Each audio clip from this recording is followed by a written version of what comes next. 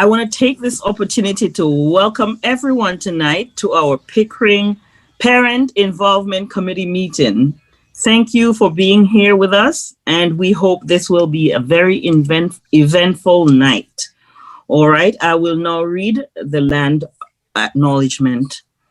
The Durham District School Board acknowledges that many Indigenous nations have long-standing relationships, both historic and modern, with the territories upon which our school board and schools are located.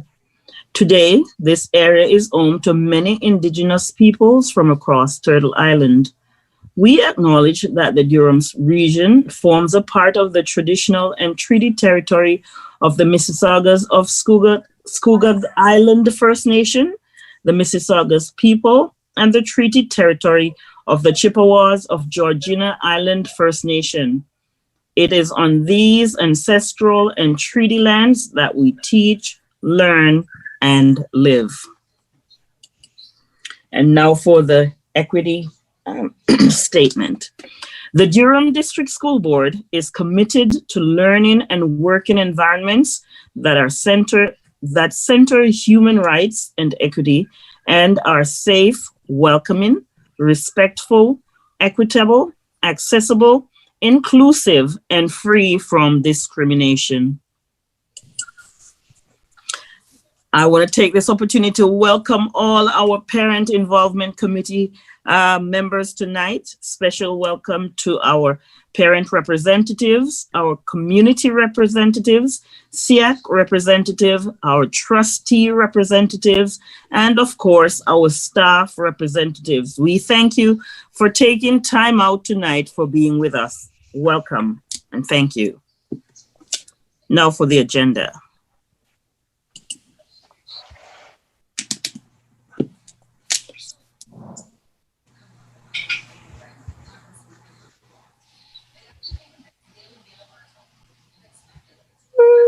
Would you like me to move ahead with the approval of the agenda, Val, or did you want to move ahead with the approval of the agenda?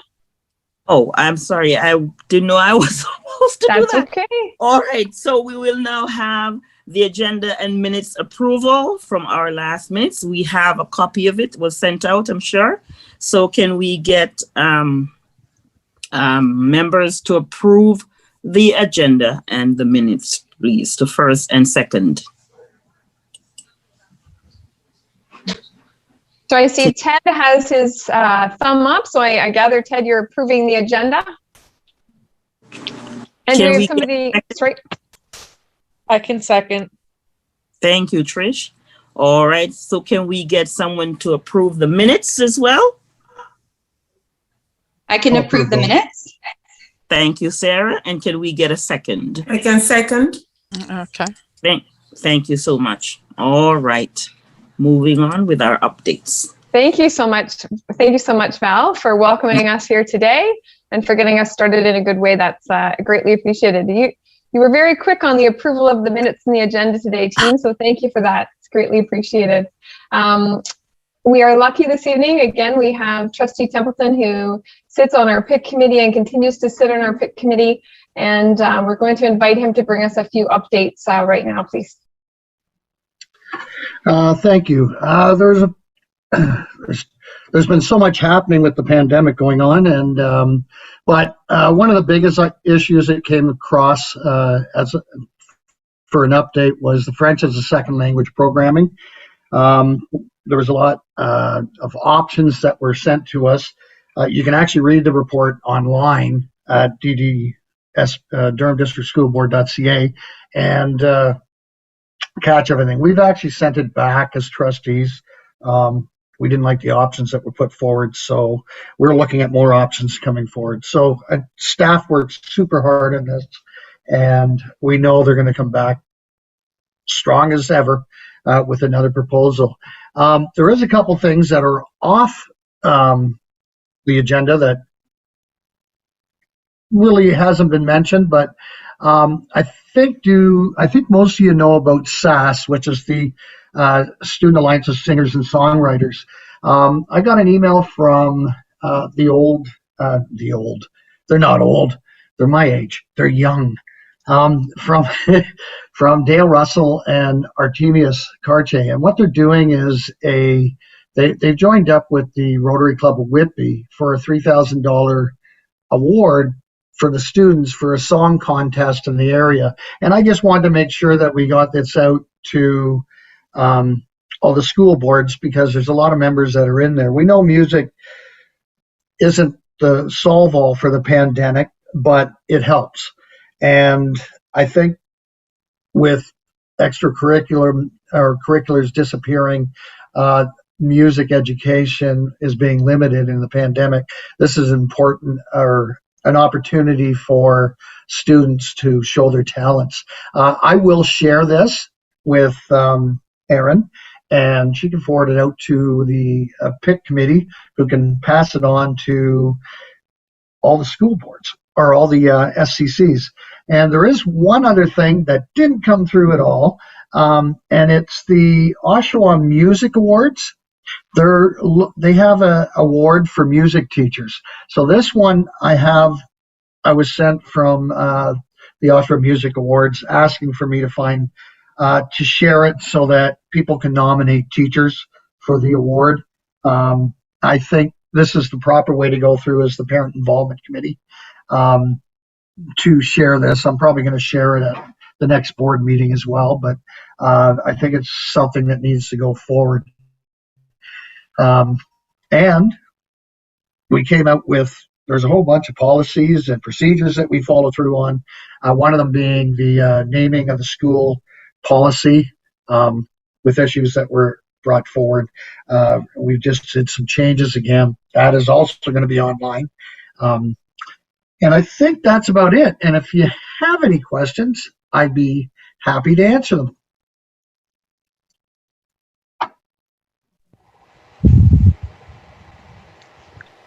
I see Ted has his hand up.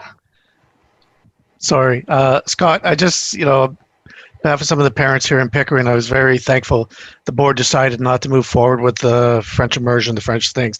During all this time, with COVID and et cetera, it was just, I think, a great statement that came out saying, we don't want to put the parents through extra during all the times they're going through now. So thank you very much.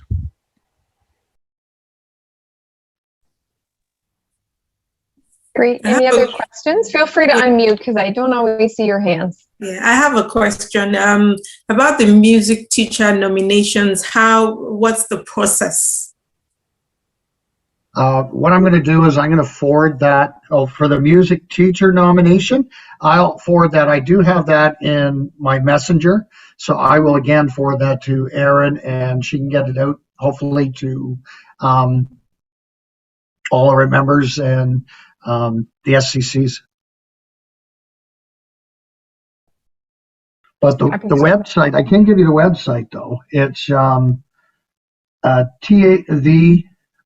omas.ca. So it's the Oshawa Music Awards.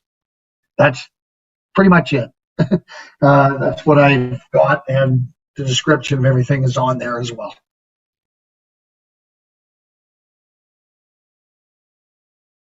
Great. Thank you so much. I don't see any other hands at this time.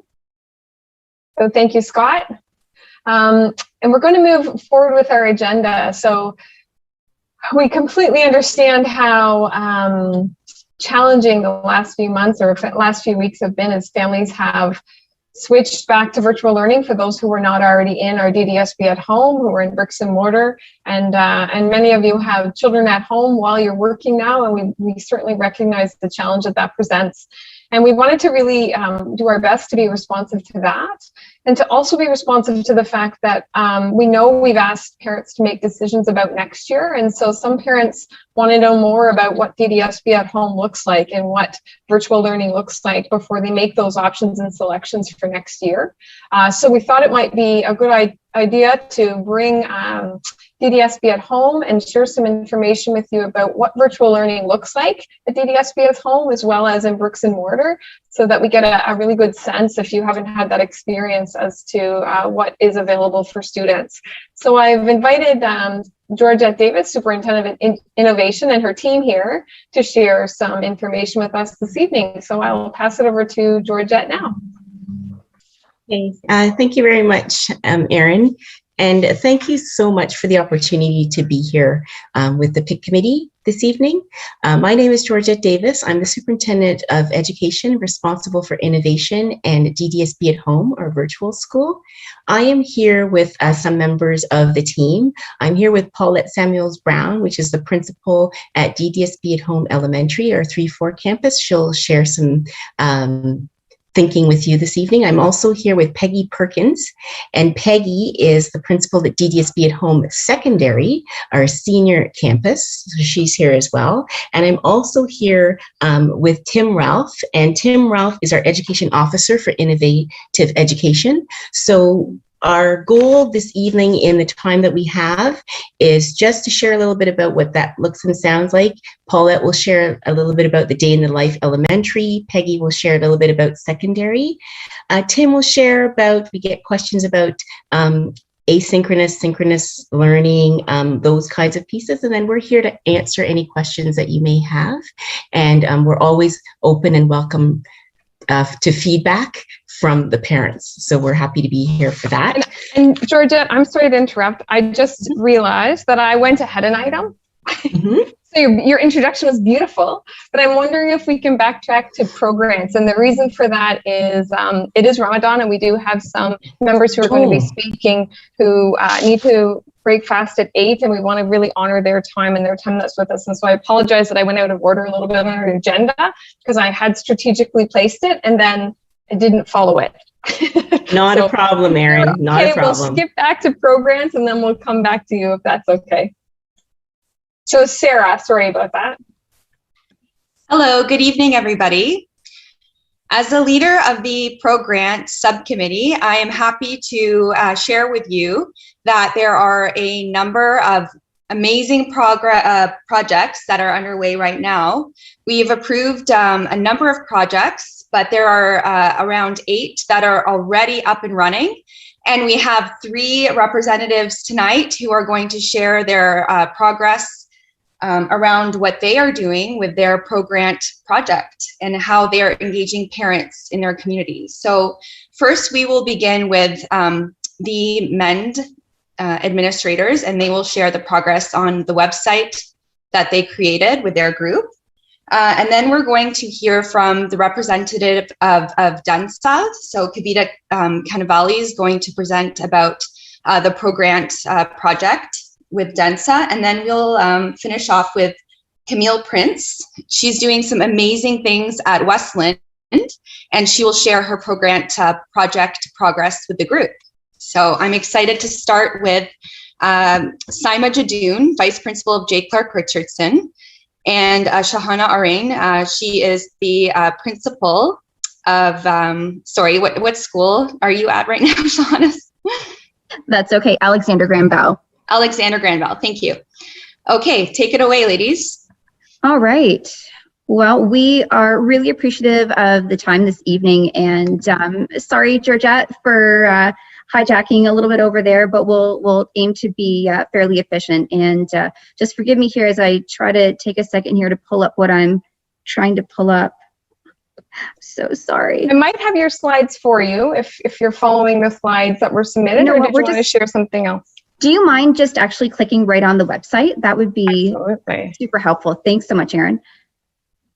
So for our Pro-Grant, we really thought about the current time in which we are in right now, obviously with the pandemic, and serving the needs of our community, our students, our staff, and typically during Ramadan, which is a really substantial time of the year for us, where we draw our community together. We normally have a student success event, which draws in well over 1,000 people, where we really look to elevate the works that are happening in our schools and draw community partners together during a time where we're also connecting community in sharing a meal. Of course, that's not available to us this year, but something that the community really looks forward to. So in thinking about the program, we thought, how can we provide something of similar value in connecting community, connecting educators and students together to provide that same sort of feeling or spirit without actually having the physical event. So we thought about actually putting our efforts into the creation of our website.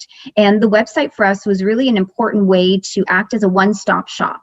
one of the things we'd really recognized over the course of the last 4 years in our work has been that there are so many great asks of us in terms of connecting schools and families, educators and students to various resources, opportunities for learning, community partners, etc. But it's been, you know, one phone call at a time, piece by piece, and we thought, what other than a better opportunity like this to be able to draw everyone in this one spot. So what we've done with the website is we've really tried to make it accessible and make sure that it does one particular job, which is act as a reflective snapshot of a very diverse community. You know, of course, you're seeing somebody with a hijab, you know, in the screen there right now, but, you know, we were also very mindful and thoughtful of recognizing the intersectionalities of those who represent this very, you know, increasingly growing demographic that is representative of the DDSB.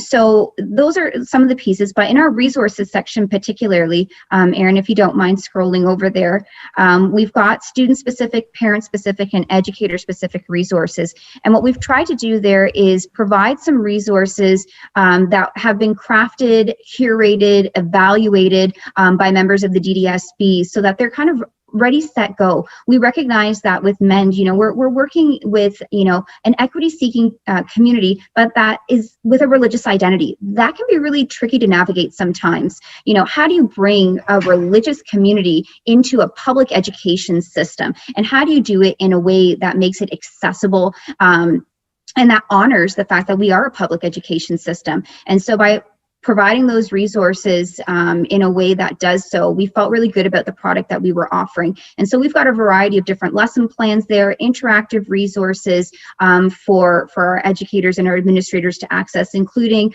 board resources that support that learning, as well as parent resources, because we also recognize that there's an opportunity here for knowledge construction to support our families in being able to enter our schools and ask those questions around, for example, accommodations. What does that look like and how do you proceed forward? But also, you know, some of the really important equity work that's happening in our buildings and curriculum learning that our students are engaged in and getting a sense of, you know, what does that look like? What are the questions I can ask? You know, what are some of the learnings I can engage in myself as a member of the DDSB community?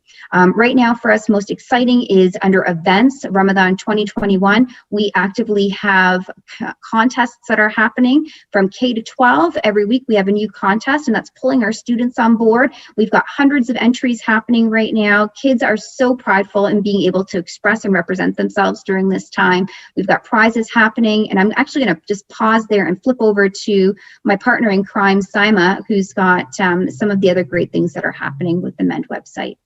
Saima? Yes. Hi, thanks, Shahana. First of all, hello, and assalamu alaikum, as we would say. I'm super excited to just briefly talk about the impact that this idea has had. Although we started off as it being a parent engagement piece, it has really become a school community engagement piece, as Shahana has mentioned. We have resources at the top. You can see on the website there, it says about us. It says right at the top, Erin, you see the bar right at the top. If you scroll along that, you can actually navigate through and see all of the things. And Shahana was talking about events. So right now, Ramadan is happening, and it happens for over a month. So putting out all of those contests, the engagement is far more than we ever expected. The impact that's happened since the 18 days that we've launched it is we've had thousands of people view this website. We've had thousands of views through our social media, and the engagement is, like I said, so positive. We love that we are getting great feedback from parents. We're getting questions from educators and administrators. We're having such a nice feedback piece coming from parents, which means that student voice is being heard and parent voice is being heard, and families are being able to share how they feel and participate and feel included. And I think one of the best things is our student ambassadors that we've been working with have really stepped up, and they are leading the way, and they are really becoming the voice of what's happening. I think one of our final things I'm going to close on is, although these things are great, our goal now as a network is to kind of continue and sustain this and have more content go up that's more relevant, and just to make sure we do whatever we can to kind of keep this community alive and engaged. So we're looking forward to that, and we're just excited and thrilled with everything that's happened in the last 3 weeks, and we just want to sustain it. Thank you. Okay, thank you very much, Simon Shahana. That was a detailed explanation of the MEND website. And as you mentioned, there are a lot of valuable resources on there for parents to reference. And hopefully we can grow this so that more parents and more students can access it in future. Okay, our next presenter here is Kavita Kenavalli. And she is representing DENSA. So she will explain what her grant project is. And I'm very excited to hear the details. Good evening, everyone. Thank you for inviting DENSA, Durham Educators Network for South Asians, to talk to you about our grant project tonight. Can you move to the next slide, please? So when we first started planning for our program project, we wanted to identify things that would positively impact our students, our parents, and our communities. And that's when we decided that we would host virtual events. Given that we are in this virtual world, we said, let's take advantage of this, virtual world. And we're hosting virtual events for the entire family because we want everyone to be able to participate. Next slide, please. Now, May is South Asian Heritage Month. And given that May is South Asian Heritage Month, we decided that our project would coincide with South Asian Heritage Month.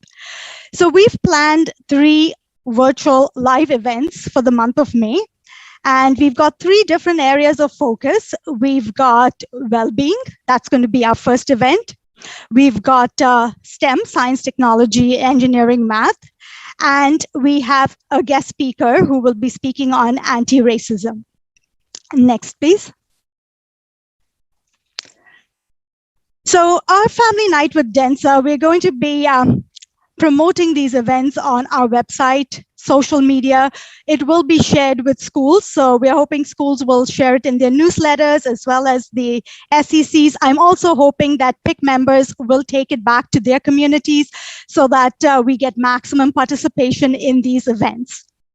Next, please. Just a little bit about each event. The first event is Yoga and Wellbeing, and that's happening on May 6th. Now, this event is for the entire family, all ages, children, adults. We ask that you sign up for the event so that we know how many participants we have. And all of that information, again, will be shared with our communities as well as families. The next slide, please. The second event is happening on May 11th, and it's a STEM event, more specifically a coding event. Now, this event is for families, so parents can participate as well as children from grades 4 to 12. Again, please sign up for the event and everyone is welcome. Next, please. And our last event is a guest speaker that we are hosting, Aubrey Nerona, and he's going to be speaking on anti-racism. The topic is colorblind, why being not racist is not enough anymore. And I think this is a really important topic, an important message for all of our communities.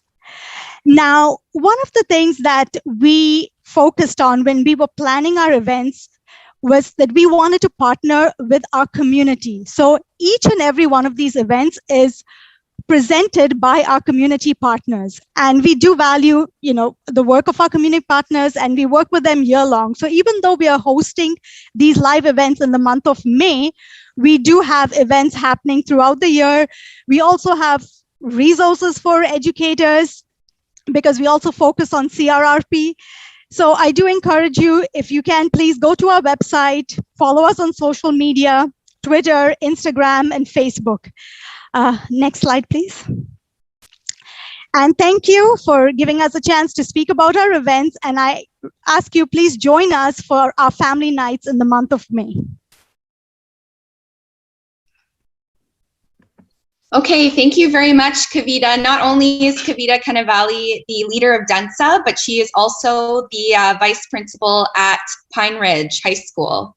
So thank you very much for presenting tonight. Pickering High School, Sarah. Oh, Pickering, sorry, Pickering. Thank you. I got confused when I looked at Ted's background there.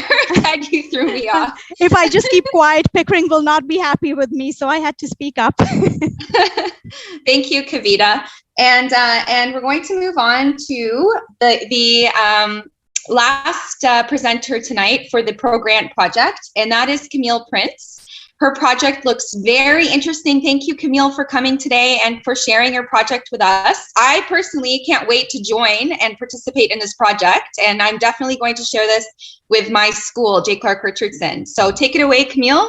Thanks, Sarah. It's so kind of you. Erin, you'll see that I have the link in the chat there. I wonder if you could please just post that for everyone to see. So my name is Camille Prince. I happen to be the vice principal for a brick and mortar school called Waverly Public School. And I also happen to be the vice principal of the 5-6 campus virtual. So I work for all those names that Georgette just listed earlier tonight. Georgette and Paulette and Tim and all those names. I work for them. So this is very interesting that I have this opportunity to do this, because Minds on Math has been a program that's been running since 2016, and it mainly operated as an in-person drop-in program. Is it not working there for you? Yes. Okay. So it's mainly a drop-in program. If Erin, you could go to the About Us page for me, please. What we served to do is to serve marginalized communities in Durham. We had particularly worked in the area of the White Oaks area, and we had a center that students came in and parents could come in and drop in and talk. But since we've had to morph into the virtual world, we've actually been able to reach more students across Durham, not just brick and mortar schools, but also in the virtual world. So right now we operate with volunteer tutors who work with our DDSB students.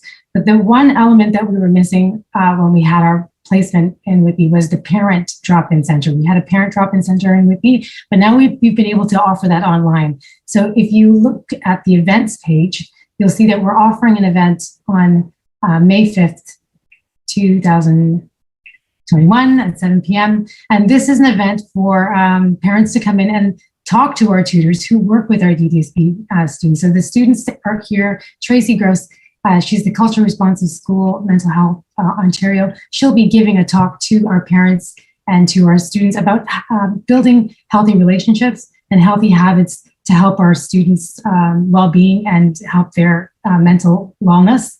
Also, the students are going to share their healthy habits that help them to strive and why it is that they feel the need to give back. These students, most of them did attend DDSB when they were younger, and now they're all university students giving back. So it's a kind of rollover. These students are now sharing to younger students at DDSB, and the DDSB students, the idea is hopefully they will give back in the future when they become of age too. So it's a really interesting program. I hope you all can join on May 5th. And listen to what the students have to offer and what Tracy has to offer as well.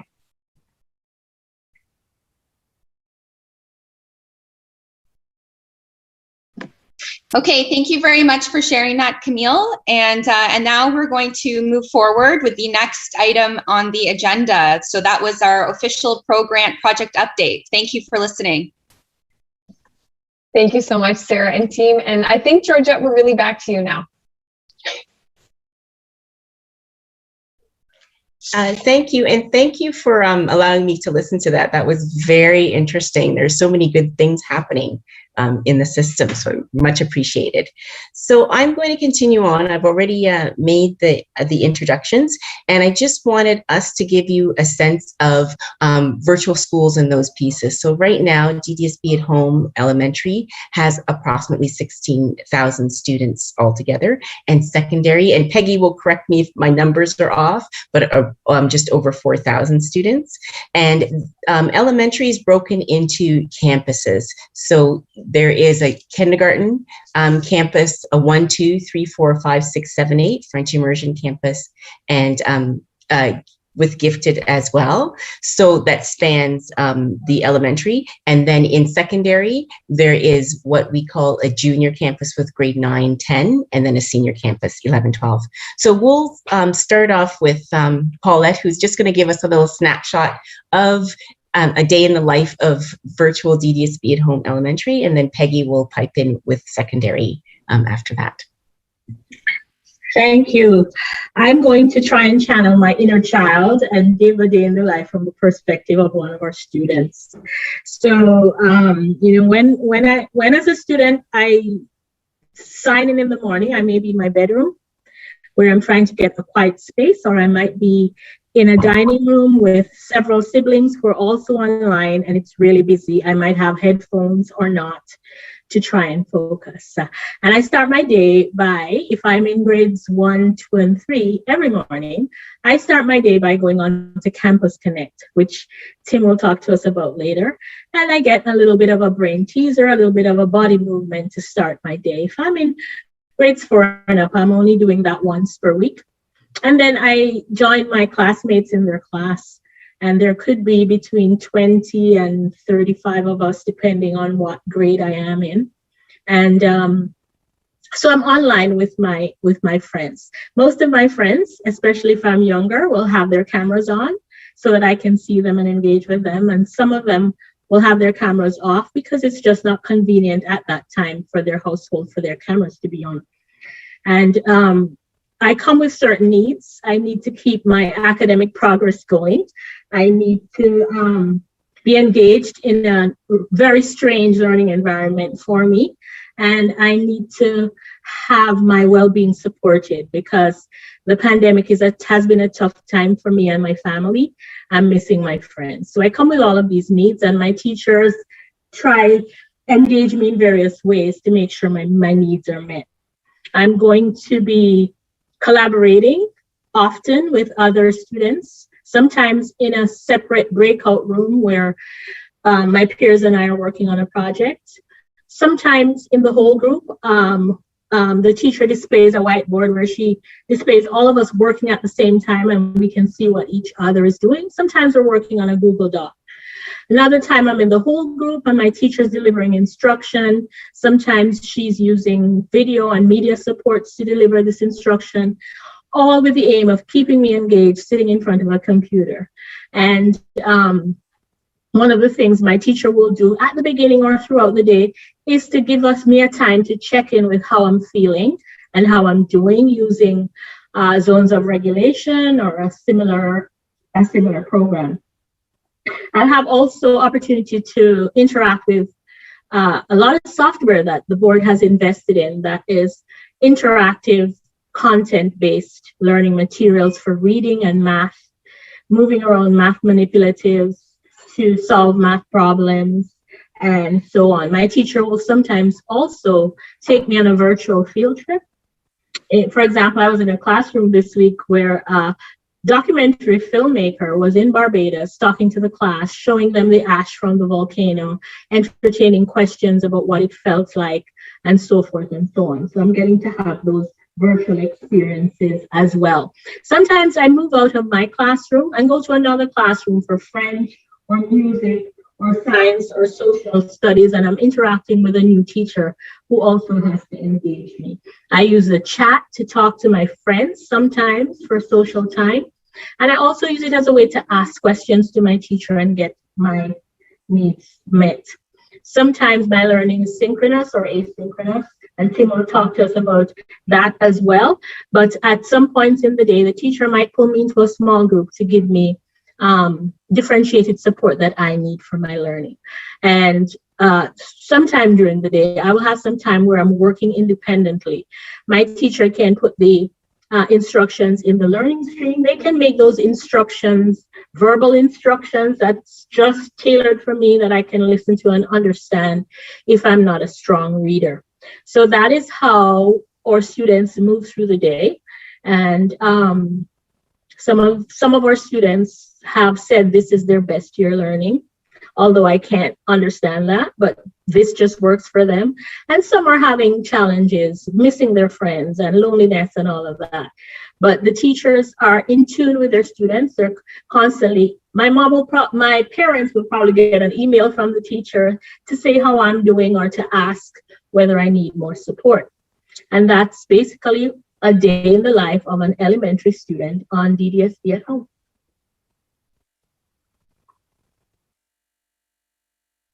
Thanks, Paulette.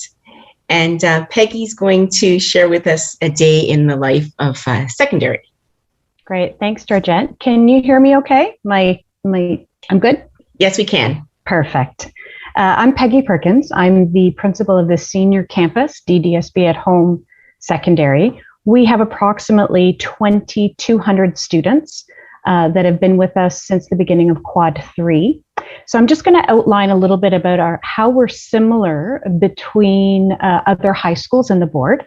We run quadmesters, which means we have 2 courses running every 10 weeks. And then there are 4 quadmesters in the year. Our classes start at 10 in the morning and they end at 4. It's very similar to many other schools in the board. We have 4 blocks per day and we run on a week 1, week 2 schedule. So that's quite similar. Where we're different is that we have classes running every day, 1 class in the morning, the 2nd class in the afternoon, and that runs throughout the quadmester. So if I'm a student, I wake up in the morning, I have my computer wherever it can be. I know a number of our students work in their bedrooms. They log in for 10 a.m. When students log in, we have an exclusive D2L landing page, kind of a home page that we started in the beginning of Quad 3, and it's individualized for each student. So when a student logs in, you have this banner on the screen. For me, it's Good Morning Peggy. It's a week 1. The classes are already populated on that main screen for them. There's a number of links that allows students to link directly to important learning hubs, extra help rooms, their D2L classes, their Google Classrooms, the grade level guidance classrooms. There's links there, a direct link that takes them to clubs, extracurriculars. So it's a really great sort of one-stop. It's kind of like our school office. We kind of think of it as all the students come through in the morning. We put special announcements that happen. Being a virtual school, sometimes there are issues with internet service across the board, which we are all experiencing, especially now with all kids being at home. And if we are having internet issues, we'll post those sort of announcements on the banner, and students know to go to that homepage for information. Every morning, we have a link right on the homepage where the homeroom teacher goes. We have the land acknowledgement read for students. We do O Canada. We have our VMAs, which are virtual morning announcements, where we have a vice principal from the junior campus, a vice principal from the senior campus, and one of our technology support teachers do live announcements every day. And they're amazing. The students love them, staff love them. It's a really great way to connect as a school each morning. Then the students will continue with that course. So they're running face-to-face, real-time with the teacher in either a Google Classroom format, a D2L format. Teachers use a variety of different media supports, but it is real-time face-to-face with the teacher all morning for those 2 blocks. They have 1 block, like a regular 75-minute class as they would in high school. They'll have a small 10-minute break, and then they'll come back for the 2nd block. We run full classes in all subject areas, from arts to phys ed. We have students running traditional math classrooms where our teachers use the screen like a whiteboard to work through different problems. We have our chemistry teachers running virtual labs. We have our English teachers running reading circles. So it's a huge variety of different programming that the teachers are running like they would in a regular high school. It's just they're running it synchronously on the computer using multimedia opportunities. Lunch then runs from 12:35 to 1:25, so students have 50 minutes for lunch. Then they return for block 3, where they start their second class. So they meet with their teacher, they have a synchronous face-to-face full 75-minute lesson. And then for block 4, which is the last sort of 75-minute block of the day, students are linked to different learning hubs that we have set up. We have focused those learning hubs based on subject areas. We have our Inclusive Student Services Support Center. We have a number of different learning hubs where students will go to find help and support in that block 4. So it is a full day of learning.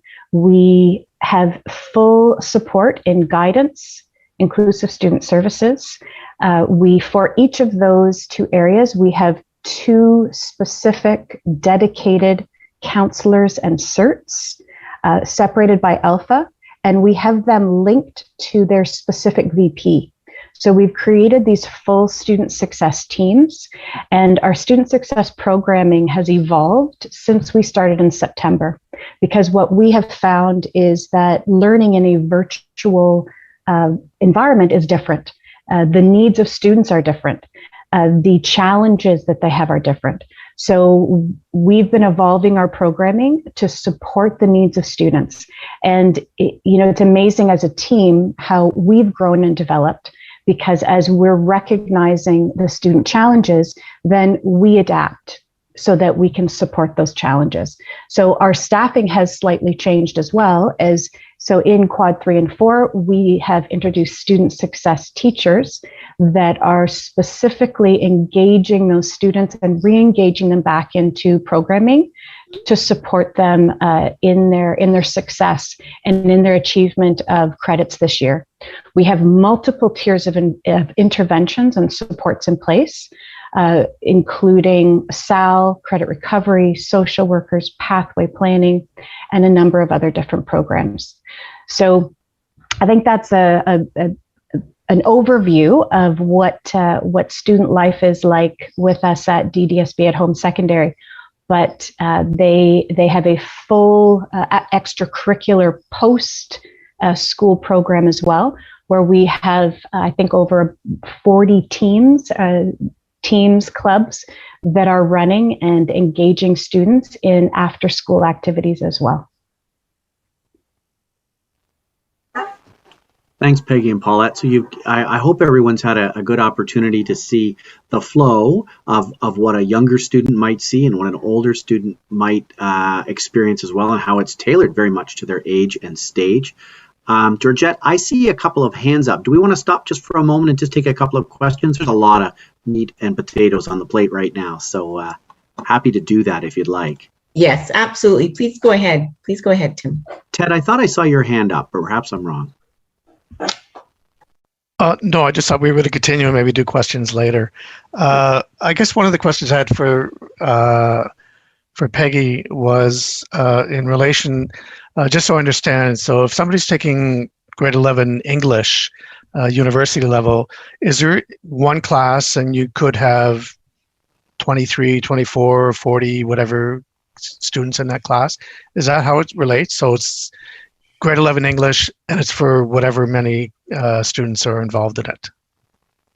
Yeah, so we run our classes the same as we would if it was a bricks and mortar. So we have specific class sizes that we honor depending on the grade level and the type of course. So for grade 11 University English, for example, our class maximum would be 29. So we wouldn't have any more than 29 students. We'd have the one teacher with the class. They would run through the course as they would in sort of a regular bricks and mortar school. The big difference that we're finding this year for us and bricks and mortar is the adjustment that we've had to make in terms of our planning and delivery of curriculum. because it's done through a quadmester, where we are taking all that curriculum, and instead of having 4 months to cover that material, it's kind of being focused into that 10-week period.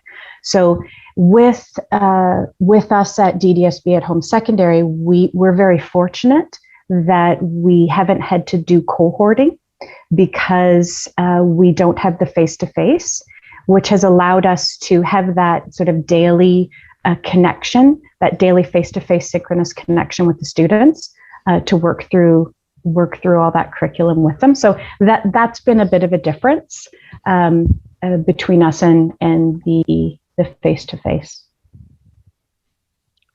Okay, sorry, just one more question.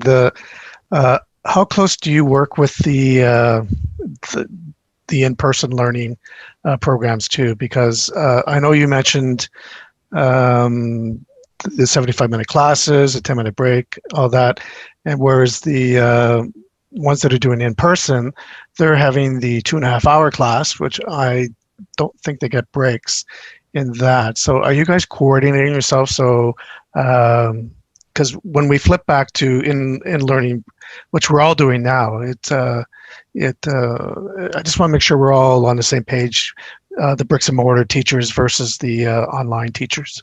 Mm-hmm. Yeah, and that was absolutely where the board was having that focus when we started in September, is that alignment between the two schedules with the bricks and mortar school and the online school. So our schedules are very almost exactly the same.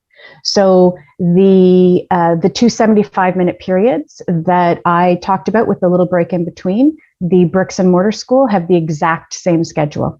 So they're running it the same in terms of programming and sort of delivery of curriculum. We are in a really exciting position that we have staff from all over the region. We have staff from all high schools, as we have students from all high schools. So the collaboration and the sharing between staff in curriculum delivery, and then that sharing that then happens back with the bricks and mortar has been a really positive, exciting sort of byproduct that's happened this year with the development of programming. So we are seeing that we will have a centrally delivered virtual school next year, and that collaboration will continue. But we do see and facilitate that sharing of material between our home schools. And I know our department heads at DDSB at Home Secondary are in close contact with their colleagues in bricks and mortar as well. There's a lot of sharing that happens between the two. Excellent. Thank you, Peggy. Thanks for your question, Ted. And if there are more questions as we go along at the end, feel free to raise your hands as well. And Ted's questions were great because they speak very much to how things needed to be set up to begin with. When we talk about online and virtual learning, sometimes parents aren't as aware of all the different types of online learning that are happening in our board. DDSB at Home, which is the elementary and secondary online virtual school, is only one type of online learning that we currently offer, and it's offered to just around 20,000 students or so in that giant school with many, many staff and secretaries and teacher librarians and support personnel. But we also offer another type of online learning for about 4,000 students in the board, which we call e-learning, which is completely asynchronous. In other words, they are working online without interaction through coursework, and those students tend to be in grades 11 and 12, and their classes are actually shared with students all over the province. That program has been in existence for some time, and those students are actually both online, some of them in our virtual school, but doing provincial courses. Some of them are in a brick and mortar school, but doing online for part of their course as well. And so we have our DDSB at Home, that big chunk of students. We have our e-learning students, which 4,000 seems like a lot, but now that we have a school of 15,000, 4,000 is quite small to us now. And we also have students, as you know, who are at school, bricks and mortar, and Ted alluded to this, who are online when they're in school some of the time, and then in school some of the time. We call that hybrid, where they're going back and forth and back and forth. And of course, as you know, because we're all working very hard, I am as well, supporting our students upstairs as they're online, those students are all at home and have pivoted online. So we right now are working with 3 discrete groups of students and all our teachers in different stages. When we started DDSB at Home, the Ministry of Education gave us some ground rules. We needed to provide a learning space for our students. We chose Google Classroom and D2L, which is an online learning classroom environment that the province provides school boards, as 2 options that teachers might use. Most of our young students are on D2L up until grade 8 or so. Many of our high school teachers also used, sorry, I got that backwards, use Google. Most of our elementary students are in Google Classrooms. Some of our high school teachers use Google Classroom, many do. Some use D2L. They have a different experience, but they're all using that in what we call a synchronous way, or they're online with their students with video on or off, audio on or off, interacting with them. The ministry gave us guidelines in how long students had to be online, either synchronously, like we are right now, real-time learning, we call it for our kids, or whether they could be learning but offline. So they actually have activities that they're working on. I use my fingers typing, but our kindergarten students, who by now should all have their letter recognition at this time of year, didn't know how to type at the beginning of the year, so they're learning in a different way. They also have expectations. So depending on the age of the student, the grade that they're in, they have a different number of synchronous or asynchronous minutes to get through their day. Peggy alluded to that wonderful engagement opportunity that students have in high school, which is their morning announcement period, which they put a tremendous amount of effort into and is awesome. So Peggy's leadership team is really awesome, and they've pulled together some really great engaging ways to keep kids kind of building a culture within that virtual space. In elementary, a different approach was taken, and that was something called Campus Connect that our vice principals pulled together, as well as some central staff to run every morning for our students. And you can kind of think of it, if you don't have an young elementary student in your house who hasn't done Campus Connect because they're not in the virtual land, think of it as a television show that runs for about half an hour, 20 minutes, half an hour. And it's an opportunity to bring everybody together, our youngest students, with a focus. And that focus is an engagement tool to give them a place while they're alone. So we want to bring our kids together while they're apart. And Campus Connect is a great little program that has puppets in it, has different themes and contests, and our kids engage with it, sending out tweets through their parents or responding to surveys that are sent their way. And our team, our Campus Connect team, I said to them, I'd love to show a little bit of Campus Connect to the parent committee tonight. And I said, but I probably only have about a minute. So as they do, they put together a 58-second video to show you. And I have to apologize. I speak quickly, and I'm constantly being told that. Wait till you see this one. So we can deconstruct a little bit after. But it's a great view of what some of the things that kids see in Campus Connect every morning. Campus Connect reaches out to, depending on the day and the grades involved, the show usually is shown to approximately 2,000 to 3,000 elementary students every day. On some days when as Paulette said, our juniors and intermediates come once a week. So on the big days, we might be interacting with 5,000 or 6,000 students. And it's a busy Zoom, as you can imagine. That's a lot of frames. So we do it in a different technology, but it's quite exciting. So I'm going to share our video right now, and with apologies for the speed. Here we go.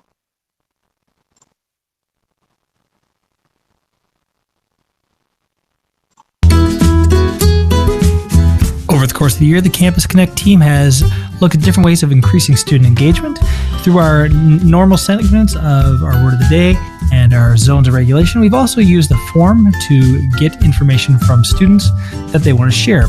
We've introduced a couple new segments, Where in the World is Mr. Raymer's Jacket, where students submit their guesses as to where Mr. Raymer's jacket is, as well as a new segment about where in time is Mr. Raymer's hat. Students use clues that we give them so that they can guess where in time Mr. Raymer's hat is. And as you can see here, lots of students are making guesses, learning about the Magna Carta as they respond. We've also had students submit their own work. You can see lots of artistic examples here. and of course, our puppet friends who teach our students all about character education initiatives. Thanks for watching. So our kids get to tell us a little bit about what they'd like to see, and then we try to create it for them. And we have a very creative team of teacher librarians and vice principals who run puppet shows. And as you can see, Mr. Raymer is one of our teacher librarians, our online teacher librarians. His hat travels through time, and kids have to guess where the hat has landed based on clues. His jacket, his plaid jacket, I think from high school, travels the world, and that's been a wonderful opportunity for kids who are from all around the world in our campuses, and they have to guess where his jacket is, and they tell us about where they're from. And so kids are very excited to see sometimes the place that their family is from being visited by Mr. Raymer's jacket. So that's kind of a neat opportunity. And you saw our puppets have been very, very well received by our youngest students, our kindergarten students. That's Snuggletooth is the one with the large canine issue that he needs to have dealt with.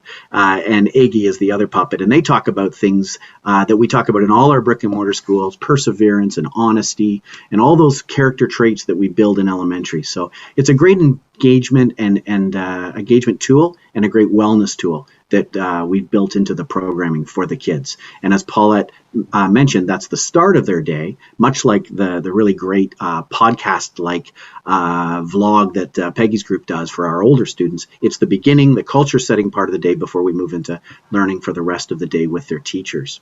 So that's the big picture look at what's happening both centrally and outside.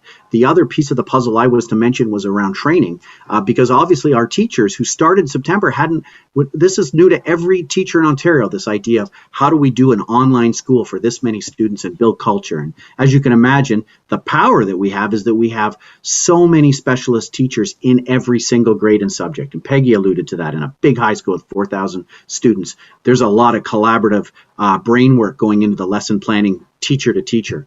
We have just in our kindergarten campus alone, 100 teachers or so who can gather together. So you imagine, and if you know any kindergarten teachers, they are hardworking souls with big brains. They are amazing teachers in our system. They meet in groups of 6 to 10 just to plan, and there are hundreds of them who meet just to plan our kindergarten curriculum and share it with each other so that it could be then delivered to the kids. So that's been a real positive along the way. So we do train our teachers in technology in terms of how to use either Google Meet, D2L, or the products they'd like to use to engage students. We've also spent a great deal of time this year training our teachers in areas of well-being, specifically around anti-racism, anti-Black racism, but being aware that our students who are all on these giant campuses come from very different communities. And so we spent a lot of time with some great experts outside of our board talking to our teachers about how they can engage and make connections with our kids so that they can feel connected in this year of not being together. And that's been very successful for our staff. And we've had super feedback from our teachers about feeling more confident and competent in that space. And I think at this point, I'm passing it back to Georgette. Okay, so we wanted to thank you, and we have a couple of minutes for any additional questions that you may have. But one of the things that we have learned through this journey is the importance of connection, is the importance of working together, and in the importance of connection between school and home. And that's one of the reasons why we continually send out surveys to families, because we need your thinking. We are working to plan as schools, working with the teachers. And at the same time, we always want to know what's the impact? How's that landing for your child? How's that landing for you? So one of the things we've been doing this year is periodically sending out surveys to families. And also we have been learning about wellness. And I see Stephanie here, our mental health lead, who probably talk a little bit about that and the importance of the whole child and bringing the whole child into the learning, the teaching and the learning. So we're happy to answer any questions that you may have.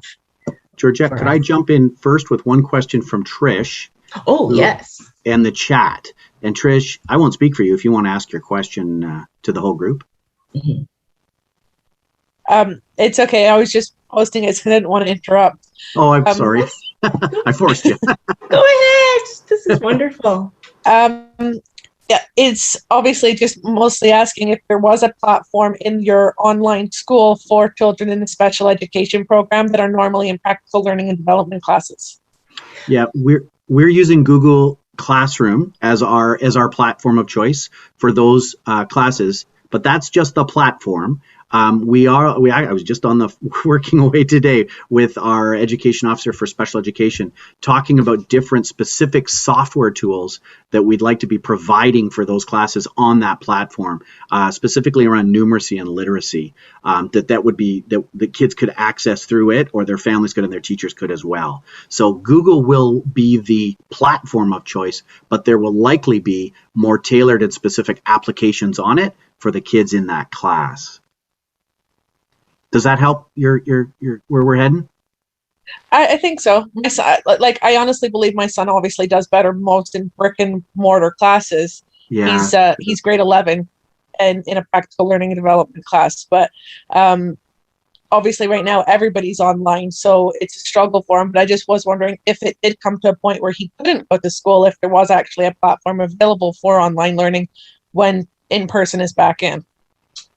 Yeah, and there will be for sure. And we're actually the discussion we had today was around licensing a platform for those teachers and for teachers of self-contained classrooms that would actually last into next year as well, so that it would be available for them.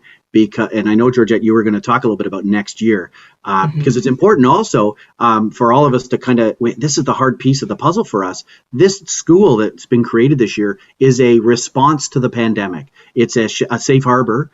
All of our kids, of course, are now at home. But next year, the school that is created, that's the online school, shouldn't be considered a response to pandemic. It's going to be a virtual school. But if kids choose to be at school and we need to move them online, we now can, without them all having to join DDSB at home in the same way. So my hope would be for your son that they could use that online platform, regardless of whether they were in bricks and mortar or they choose to do DDSB at home type of learning.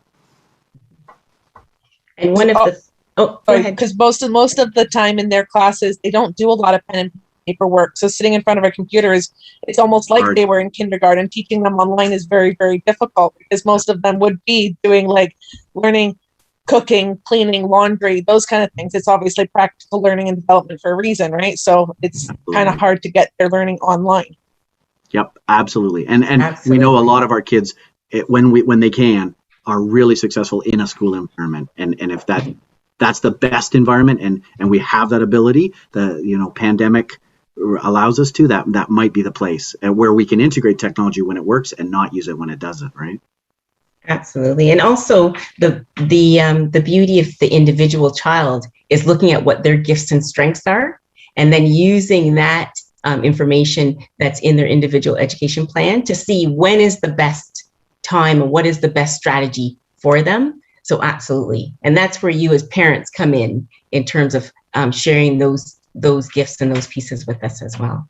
So Erin, let us know if we're running out of time. We just wanted to also let you know that there's a survey that has gone out asking parents to think about next year. And the reason why we sent it out at this time of the year, and we delayed it as much as we possibly could, is because we have around 74,000 students in the system, and we need to get a sense of what is your choice. Is it in person? Is it virtual? So that we could use that information to plan forward for our students for next year. So that has gone to every family in the system for you to make that decision, and it closes at 11:59 on May 4th.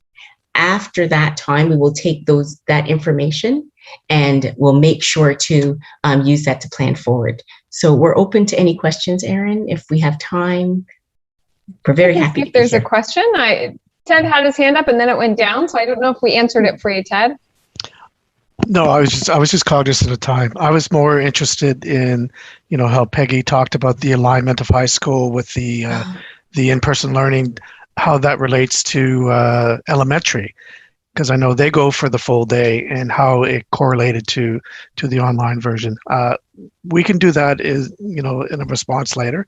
I don't want to take up all the time, but I was just curious if it related that way. Excellent. Tim, did you have a quick response to Sure. that, or? Well, just to say, Paulette, you could jump in, but yes, it actually aligns the same. So both programs try to mirror each other. If you're in secondary, you would work through that quadmestered type system, and in elementary, same type of day, very similar. Thank you so much for your sharing today. I know it's really helpful, and there were so many things about DDSB at home that I learned today that I haven't had an opportunity to really explore. So thank you so much. And I do think it helps parents make informed decisions about next year too, when they have an idea of what that might look like. So greatly appreciate your time.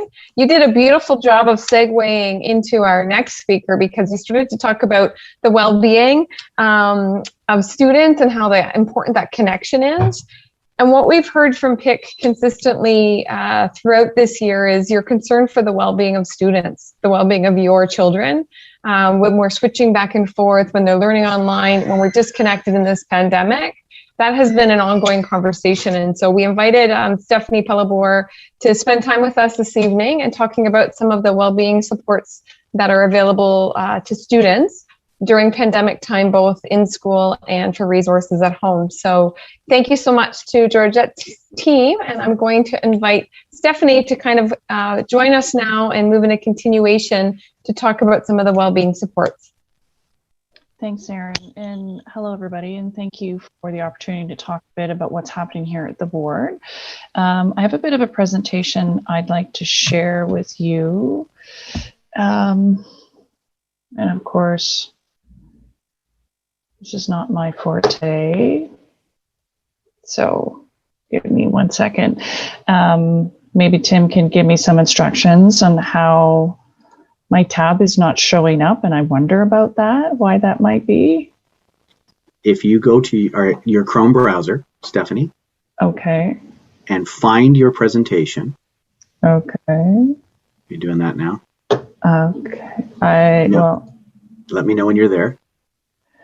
My Chrome browser, yeah. Oh, yeah. Is it a PowerPoint or is it a, sorry, I should have asked. It's a PowerPoint, yeah. Oh, okay, go to your PowerPoint, see if it's running. Yeah. Okay, run it as if you're going to show it on the screen, like on a projector. Okay. So, first slide, go to your first slide. Yeah. Okay, now it should have filled your whole screen, correct? It has. Beautiful. Okay, here's the magic. And those of you listening at home who want to do this, this is how you're going to impress your friends at parties. This is a tech trick that this is going to be really, this is, all my nerdy friends love this. So here's what you're going to do, Stephanie. You're going to use your thumb. You're going to push the Alt button and hold it, just Alt. Then you're going to use your finger. You choose the finger, your choice, and you're going to tap, just tap, tap, tap, tap on the Tab key until you see Zoom again. Tap, tap, tap. Yeah. Did you see it? I do. And then release when it's on Zoom. And now you can share your PowerPoint. There you go. Okay. That's it. So, and I'm sure it will work for me once I figure out where the share is. Oh, bottom, very bottom middle of your screen. Oh, Tim, it didn't work. You don't see it there when you click share? No, this is what I. What's coming? It's coming. You see it? Success. See? Thank you. Oh my goodness. So for anyone who was just here listening to the online presentation, I just got to experience what I suspect some of our kids try to do as they try to navigate the online experience, and perhaps what our educators were all learning come September. And so, and what a great experience for me, because I think it's so important that when we do the work of well-being, when we think about everyone's mental health, it's these everyday little stressors are the things that our students are dealing with. It's the things that our teachers are dealing with. And I suspect for you on many levels as a parent in different ways, you're dealing with. I think COVID has brought into our everyday existence the bombardment of stresses that we haven't yet had to deal with, uncertainties and unpredictable events. And so how important it is, as I was listening to Tim and I'm hearing Paulette talk about Campus Connects, and Peggy talked about vlog in secondary, how important it is that schools take the opportunity to really focus on taking care of our kids, taking care of their mental health and well-being, and listening to you as parents who say, this is so important. And this year, like any other year in the midst of COVID, we really need to acknowledge that our students' mental health and well-being needs to be the thing that facilitates the learning. And therefore, what's the responsibility on the part of us as a school board to support students in that? When kids aren't feeling well, kids don't learn well. And so it's such a focus for us. So I thought tonight what I would do is to kind of take you through where our commitment as a board is to student mental health and well-being, what we're doing, and give you a bit of a Coles Note version through some of the different initiatives that we're doing. And then I wanted to end with almost like the sort of, this is what we need to ground ourselves in, and that is the need to take care of ourselves as caregivers, both as parents caring for kids, educators caring for students. We need to take care of ourselves so we can take care of our students. So here at the DDSB, we recognize that this COVID pandemic has created all kinds of everyday stressors for our students and for yourself as parents. And we remain committed to this idea that schools are an ideal environment for supporting and promoting student mental health. Our students your children spend 1/3 of the day, 2/3 of their year with us. And what a great opportunity for us as educators to use that time wisely. You know, this has been a challenging year, and we've said that over and over again. And I think we are continuing to give our students the message, and our educators and you as families, it's okay not to be okay. There's a lot of big stuff happening in each of our lives. And so we need to create the opportunity where kids, students, educators, parents can tell us we're not okay. And then they know that there's a place. I think it was Tim, you talked about this safe harbor. Schools are that safe harbor where students could say, I actually am not doing okay. And school is a safe place to be able to reach out for help and know that help is available. Because within our schools, and I think that's what Campus Connect's doing, I think that's what the vlogs in secondary doing, they're creating space for students to know that they're welcome, they're included, a place where they're not only just surviving COVID in this learning year, they're actually thriving. And one of the key ways that we do this, and I'm going to talk about some of the more specific focused mental health supports, but the one thing that we do for all students by every single educator employed at the board, every single support staff, is that we focus on developing relationships, because that's the safe harbor for students to keep coming back to. That's where mental health and well-being begins to flourish. And I think similar to what I was hearing both, again, Paulette and Peggy talk about, this evolution of looking at how we support students, how we're tuning in, how we're looking at, I think it was Peggy who talked about the evolution of student success teams to support the needs of students. Our educators this year, more than any other year, are alert to the needs of their students and thinking in very creative ways. How do we walk alongside students in all areas, not just the learning of math and English, which of course is really important, but also those skills that help them navigate the challenges of life, because that's what's going to help them learn the math, and that's what's going to help them be successful long after they leave the DDSB. So at the DDSB, we have some commitments to well-being and mental health, and you can see our priorities on the left. We know this is a challenging year. We know that educators want what's best for their students. I mean, educators became educators because they care for kids, and they're in the process of developing human beings. What they do is deliver curriculum. How they do that is through relationships. Why? Because they're developing people. And relationships matter, and that becomes essential for skill, for learning, and for resilience. And we realize that supports and resources need to be available. And I'm going to again talk a little bit about that. And all of that rests on the fact that educator well-being matters as well.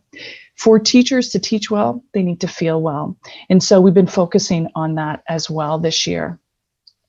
And all of this sits within a larger commitment the board has made. One of our many strategic pillars is well-being. Part of that pillar of well-being is a strategic commitment we've made to focus on creating safe, welcoming, inclusive learning and working spaces for all of our students and our educators. And this plan is tiered on or focused on a framework of what we refer to as tiers, multi-tiered approach. We want to look at how do we promote the well-being and mental health of all students. Then we look at where can we also provide some help for some students who might be at risk, who might need more targeted skill building support, who might need interventions by our social work and psychological services team, those counselors that Peggy talked about that are assigned to all of our schools. And with our mental health experts, we want to lend support to a few students who might need more intensive, focused support. This is what it might look like in an image. What do all students need? What do some students need? And what do a few of our students need in terms of more intensive supports? And as you look at that, all of that's framed around what is the best practice that can lead us towards supporting student mental health? How do we make sure that we're focused on equity and the needs of every single student, particularly our more marginalized and vulnerable students? And I think Tim was talking about engagement strategies, how important that is to bring our students along to learn. And what we've done as a school board in terms of our strategic plan is that bottom green tier 1, because we know what works for all students will work particularly well for those some and few. And so we want to make sure that we're creating welcoming environments where our students feel included, where they know that they belong, where they are understood, that we have educators that know our students and that teach that knowledge, and they themselves have knowledge around mental health and well-being. And they take all of that and they create curriculum opportunities for students to learn and be their best in that. And all of that is linked by the partnership that our educators have with each other. I think, someone was talking about how, you've got all of these superstar kindergarten teachers coming together and planning together. I think Tim was talking about that. But also you as parents of the students in which we're entrusted with every single day. Your partnership with us and supporting your child is what makes that bottom tier come to life. And when we do that, we can notice those students that need more, and they become bridge builders to the more intensive needs that our students have. So let me walk you through what all, some, and few actually look like in the board in terms of some of the practical things that are happening and that we are offering our students. You'll see the very first bullet point talks about an anti-Black racism toolkit. I'm going to actually talk about that specifically in a minute. But what we've done this year, we know that the challenges connected to COVID, stress management, kids trying to navigate relationships, trying to understand themselves, a sense of identity as they navigate all of the world and what it's offering during COVID, is we've created a program to support our students to best understand social emotional learning. What are those skills that help our students do that? That being manage stress, develop healthy relationships, understand who they are, think critically. We've also appreciated that our early learners coming in this year, if you think about this with me for a moment, our 3-point whatever, almost 4-year-olds that are going to enter kindergarten, they would have lived half their life in a pandemic. Let that sink in for a moment, because we realized then we need to think about how to walk alongside our new kindergarten and families. And so we've created a project to look at how do we develop those welcome to kindergarten activities that really focus on helping students know that they belong, that they matter, that where they are developmentally and their sense of identity is we pay close attention to that. We've also launched this year a campaign, a way in which we're trying to get messages, resources, information out to our educators, to our students, and to families around what we can do to support the mental health and well-being in everyday practices. So what are those tier 1 welcome, include, understand, promote, and partner activities that we can do? And we're working very closely with our Positive School Climate, and we're using social media, we're using, paper, we're using all different means to get resources out to our educators. And in the role of mental health lead, I have the privilege of working with a provincial body that works as a bit of an arm of the ministry. It's called School Mental Health Ontario, and they've created a treasure trove of resources focused on all, some, and few that target students, all students, some students, and a few students specifically around mental health and well-being, really believing that if we promote the everyday practice, we're doing what we refer to as we're upstreaming, we're getting to kids, before some significant issues happen. And then if we do get there, we're well-resourced to support them. Another thing I would say is that if we go back to the idea that when teachers are well, they teach well, then we focused with our HR department on what can we offer our staff to help them build their own resource bank of well-being strategies to develop their resiliency in this very stressful time.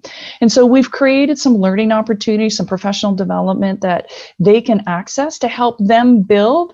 To Tim's point earlier, when our teachers are confident, when they feel competent, they can embrace the job that's in front of them and do what they do so well every single day. So we've been walking alongside our educators to help them and build their well-being as well. Some of our some and few. So what do we do around those tier 2 and 3? Well, we've had the opportunity to have an increase in actual mental health services and supports. So what that looks like is an actual increase in the number of psychological services and social work staff. They are our mental health professionals and doing the work. So we've actually increased the number of staff who can come into our schools to support students. And we've made students or yourselves, we've made it easier that if you feel your student needs support in terms of mental health services, we actually have on our landing page, you can go to it, we call it the button, where families can actually go to a link on our front landing page. If you need to connect to a member of our mental health team, we make it easy to for you to access that. And you'll be connected to a professional to help you walk through what your needs are, work together with you and your child and your school to ensure that the needs that you have for your child are being attended to as it relates to mental health and well-being. And so I thought I would just spend a couple of minutes. You may be curious, well, what is it? If we have more staff doing more services, what becomes the primary area of their mental health interventions? And so this is what we've been hearing from staff as they say, here's the work that we're doing as we support the mental health needs of students. So we've seen an increase in student reporting concerns around low mood, worry, feeling of isolation and fear. Of course, that makes sense in the middle of a pandemic. Our kids are feeling anxious. They're challenged by all the losses that this pandemic is showing. And that has an inevitable impact on motivation and a sense of connection. So we've got mental health staff working with students around these specific areas to help bolster their skills in all of that.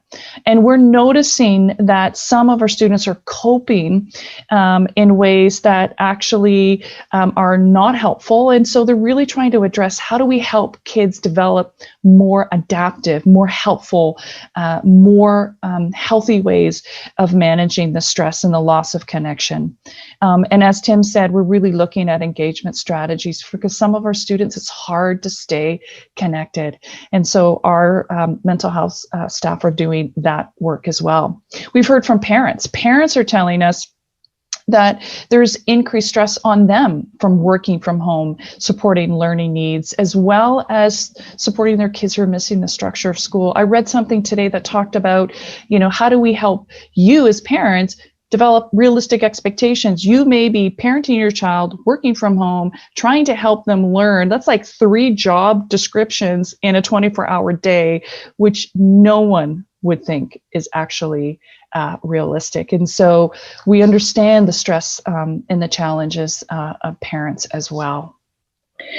I want to come back to a toolkit that was created addressing anti-Black racism and its impact, a well-being toolkit for families. And this is a toolkit specific for our Black families that looks at the intersection of racial trauma and mental health. This was recently launched in February. Again, it's on our landing page. You can access it. And this resource is such a rich resource. It's actually got the attention of that provincial body that I referred to, School Mental Health Ontario. We've had the opportunity to share with all other school boards across the province. It is such important work that we're looking at the intersection of race and mental health. And this toolkit is a step towards helping our families. And I want to just talk really briefly about Children's Mental Health Week, which is next week. It's a week that's celebrated across Ontario, always the first week in May. And it really is about to create the opportunity for us to have those conversations, to create in our own minds the awareness that we all have mental health, just like we have physical health. And this is a week to start to increase awareness, to decrease stigma, and for our students who are struggling, for them to know that they're not alone in that struggle, and help is available and help works. And so we've created a bunch of resources for the system. We've created a promotional video that just talks about why this week is so important. We've created a week of activities. You can see the themes on the screen, something that can give educators something to do every day of the week over the course of next week, and a focus. On Thursday, we're going to do Shine Green, where green is the color for mental health. It's about hope. It's about awareness. It's about connection. And we're inviting our system to stand strong together around standing up for children's mental health. And there's a series of other resources. You'll see the bingo card. You can clearly see that's more than 5 days of activity, because we know this work doesn't exist within a 5-day week, and we want that to extend. And School Mental Health Ontario has an action kit for educators for supporting students during the classroom day. What I will mention, if you go onto School Mental Health Ontario's website, this practical resource action kit has a section dedicated to you as parents, so that you can gain supports for yourselves as you walk alongside your students, and if you have concerns around your own child's mental health and well-being. And I want to end with this idea that for if anyone can remember the last time you were in an airplane, right? Oxygen masks on. We need to be taking care of ourselves. The job of caregiving is not for the faint of heart, and we need to ensure that taking care of ourselves, and I would actually argue caring for each other, is an important part of wellness. So take the time. We need to eat well, sleep well, move well, think well, take that time, and then we need to repeat. Taking care of yourself gives us the emotional resource bank so that we can care for our students. And if you want more resources, we have on our landing page, you'll see Wellbeing Matters. There is links for parents. School Mental Health Ontario, there's links in this presentation that I can share with you just to resource you as you take care of yourself first, so that you can take care of your kids. So thank you for the opportunity to walk you through some of the things that we're doing. Thank you for your patience as I work through the technology. I'm gonna stop sharing now. Thank you. Thank you so much. It was very formative and helpful. And actually, the little lesson at the beginning, Stephanie, was great. It was actually helpful for all of us. I wanted to try it at the same time, but then I would take over the screen. And so I didn't get an opportunity to do that. But thank you so much. We've had many conversations about the well-being of students throughout the year this year. We had a session with Tend Academy as one of the first parent reaching out or sessions. And so it has been a common theme for us here at PIC. And so we really appreciate all the resources and supports that you're offering. I'm wondering if at this point there's any questions for Stephanie from our members.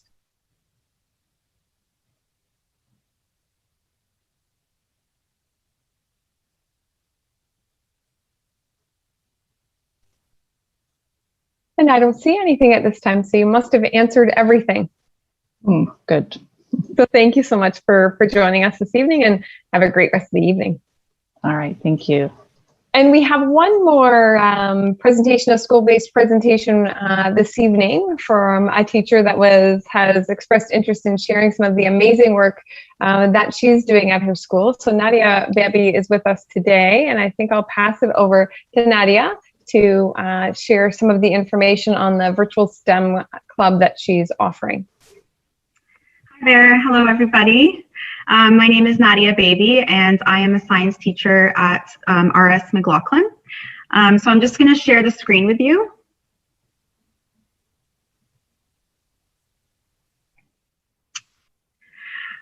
So before we get started, I just wanted to, oh, sorry, one second here.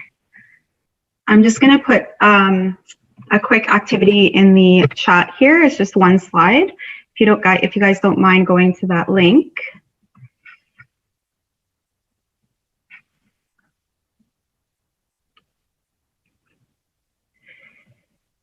Okay, so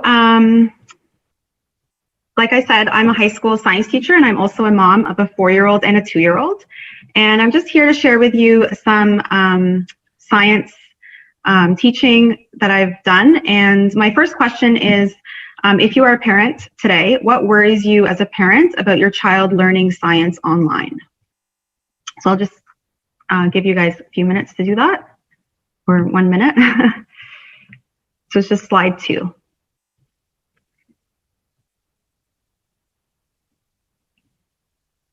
So we'll just take a couple responses here. We're still learning how to be students in the virtual world. So we just may need a minute longer, but I did find my way. Okay.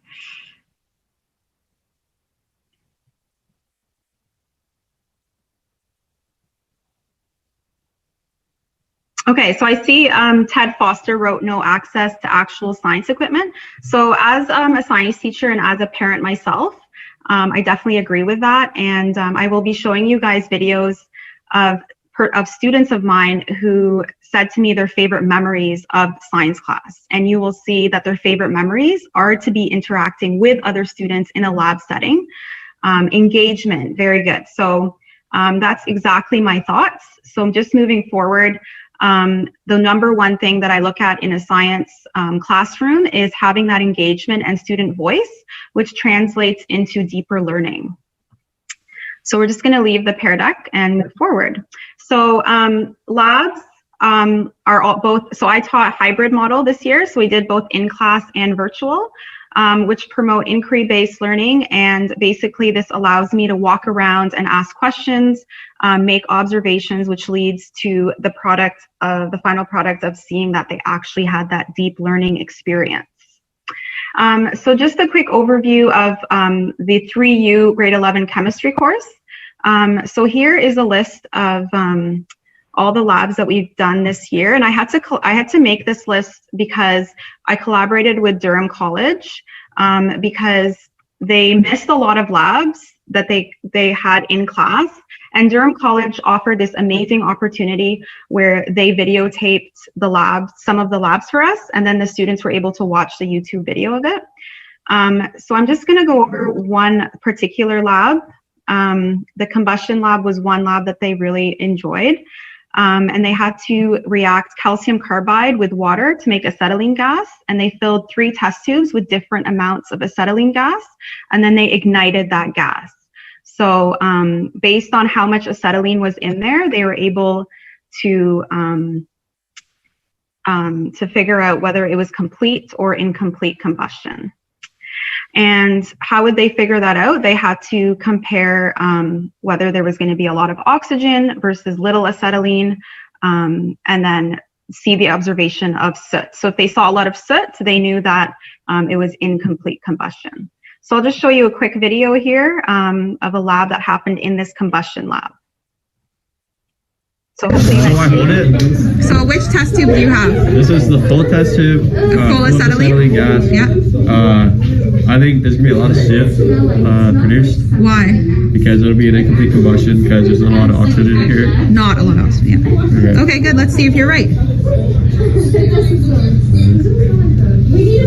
Oh, all right. There is a lot of soot there. There's quite a bit of soot. Yeah. Okay. Awesome.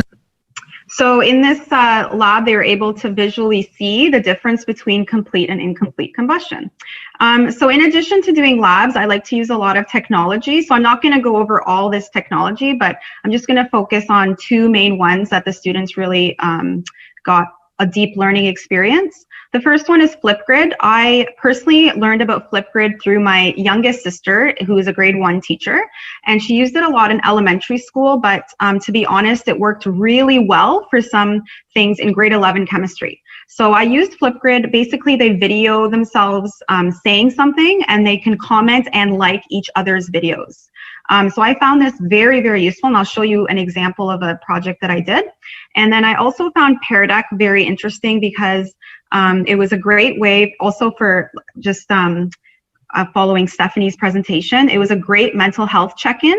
So I was able to say, like, how are you feeling today? Did you understand today's lesson? And I could see visually in real time everybody's answers. So I found Pear Deck very, very useful in the virtual learning space. And then lastly, social media was very good as well. I find Instagram a great way to capture moments in labs, and it allows students to see themselves highlighted and they feel like special and unique in the class, obviously with permission. So I'll just show you a brief example of a Flipgrid reflection that I did at the end of the grade 11 chemistry course, and their assignment was to state their top 2 memories of the course and write a letter to a future grade 11 chemistry student. So I'll just show you briefly. I'm going to stop in the middle because just for the sake of time. My 2 favorite memories of this class were doing the combustion lab and the percent yield lab. I'm sure labs is a very popular answer to this question, and there's many reasons for that. Labs are not only extremely fun, but they're also a really good way to learn. Chemistry is a tough subject to learn auditorily because it's a lot of numbers, formulas, and equations.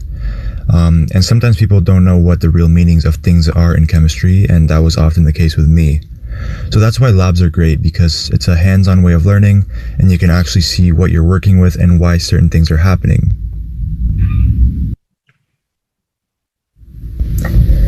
Okay, so we'll just stop there and I'll just show you, the next video quickly. I'm just going to stop in the middle of that one too, just for the sake of time. Memories from 3U chemistry. So my first favorite memory would be the flame test lab. So the goal of the flame test lab is to observe the characteristic colors produced by certain metallic ions when vaporized in a flame, and then to identify the unknown metallic. So the heat of the flame converts the metal ions into atoms, which becomes excited and emits visible light. I really enjoyed this lab as it allows my group to learn how to use a Bunsen burner correctly, and the colors produced were very cool. We also got further understanding of this concept by writing a lab report afterwards, which helped us on our test. My next favorite memory would be Pear Deck takeaways. So Pear Deck takeaways are something that we would do at the end of some lessons that would basically be questions about the lesson that we would then have to answer.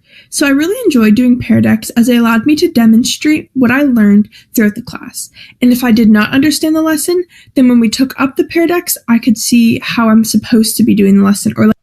Okay, so just going through this, it just gave me so much joy because I was like, oh my gosh, they learned something. And just like all the technology that I was using, it was just nice to get that appreciation and rewarding feeling as a teacher. Lastly, I'm just going to talk about the virtual STEM club that's offered at MCVI, and we'll be opening up hopefully to more students. So this MCVI, I'll just go through the Instagram page here to show you what we've been doing so far. So far, we brought in a University of Toronto professor who used to be my professor actually in psychology. And he talked about the science of anxiety, especially in the times of COVID. And he talked about what causes stress for students. And we talked about different methods of coping with stress. So this was a very, very interactive and informative talk, which we had about 35 students attend, which was amazing. And then at the end of it, we had a Kahoot game, which was awesome. And then we just recently did an Earth Day activity where we designed t-shirts using Pear Deck, and we chose the winning t-shirt, which we're going to order for next year. And then we also made Earth Day pledges.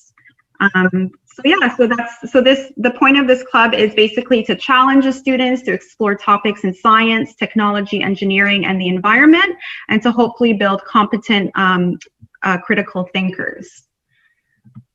So that's about it. Thanks for listening to my presentation. If you does anybody have any questions or comments? And this is my contact information.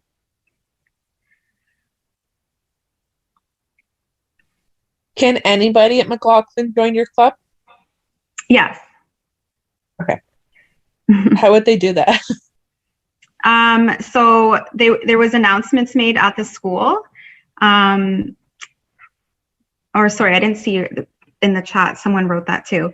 Yeah, so there was announcements at the school, and basically I make a Google Classroom and I invite them to the Google Classroom, and then we have a meeting once a week on Google Meet. My son's at McLaughlin, but he's in one of the special education classes, but he's really into science. Yeah, I actually have some spec ed kids in the club. When was this, when was this club launched? What was the inception? It was launched about a month ago, I'd say, so it's fairly new. Okay. And so the process is to email you. How do they join? Yeah, so you can definitely email me, and then I will send you the Google Classroom code to join. Okay. And it's every Thursday from 4 to 5. Pardon?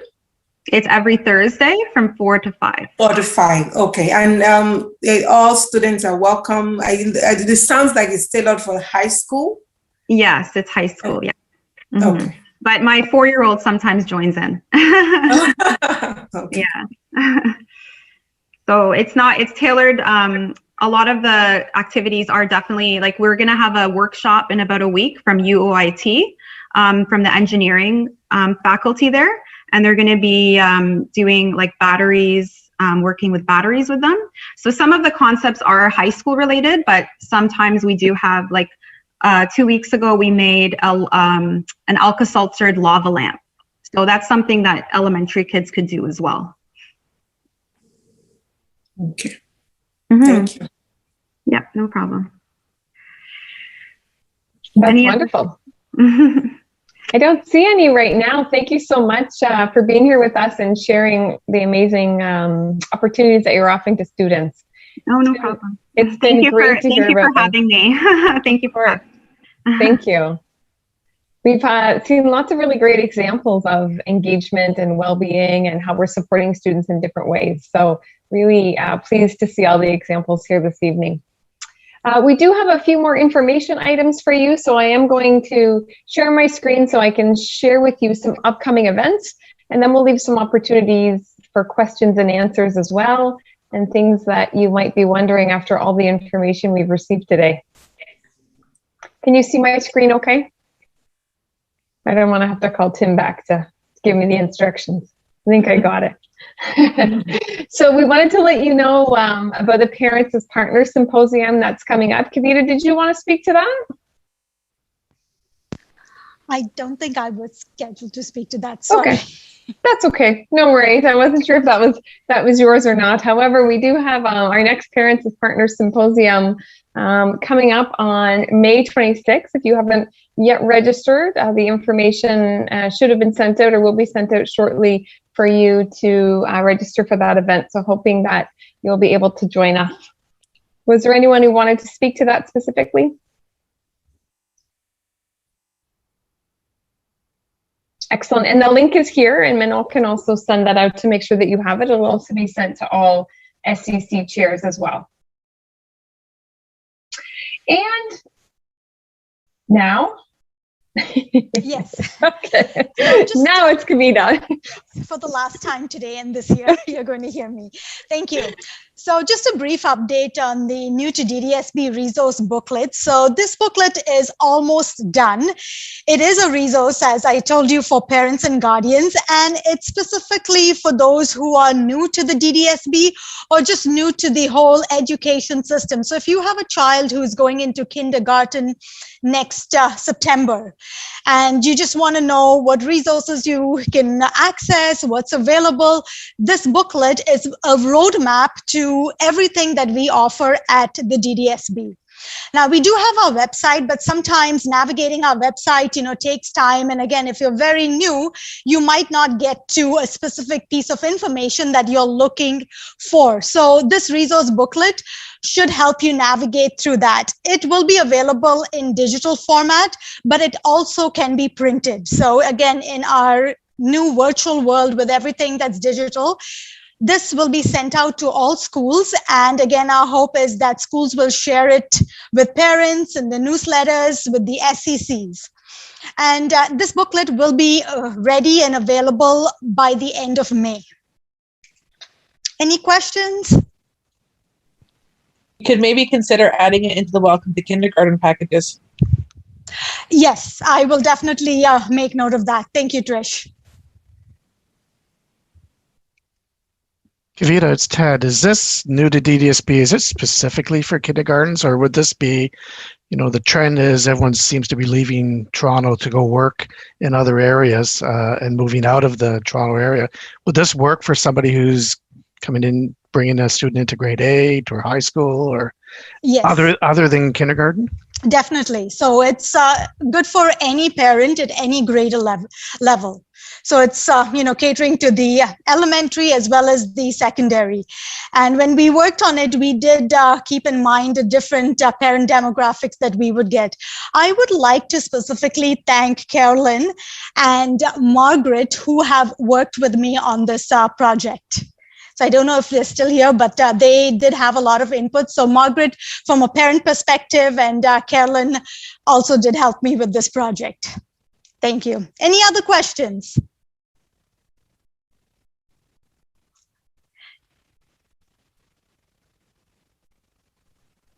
Thank you, Scott, for sharing that date.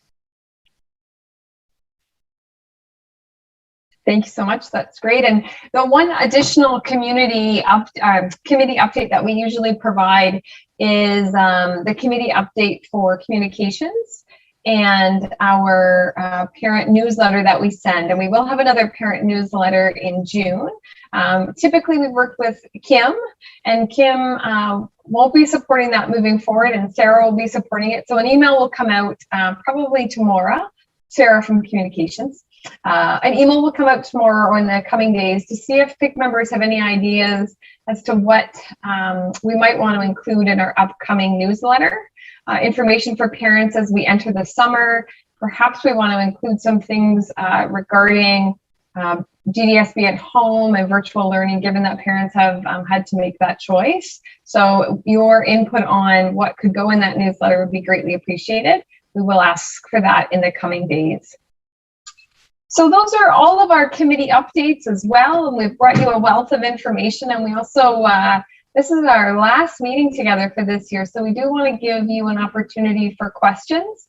Ted had sent a couple in ahead of time that I have some answers for, so I'll address those questions, as well as any other questions that you may have before we close off this evening. So Ted, did you want to share one or two of those questions? Did you want me to read them for you?